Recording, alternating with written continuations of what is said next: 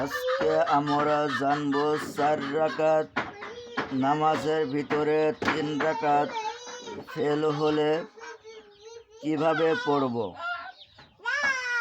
আপনি যদি 4 রাকাত নামাজের ভিতরে 3 রাকাত ফেল করেন এবং 1 রাকাত ইমাম সাহেবের সঙ্গে পান, তাহলে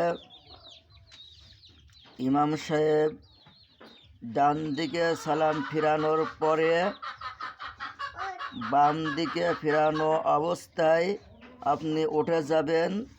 ওঠার পরে 1 রাকাত নামাজ সূরা মিলায়ে পড়বেন। পড়ার পরে আপনি বসে শুধু তাশাহুদ পড়বেন। তাশাহুদ পড়ার পরে আপনি উঠে যাবেন। তারপরে আপনি সূরা মিলায়ে আর 1 রাকাত নামাজ পড়বেন, পড়ে ফের উঠে যাবেন এবং শেষ রাকাতে সূরা না মিলায়ে নামাজ পড়ে আপনি বৈঠক করে নামাজ শেষ করে দিবেন।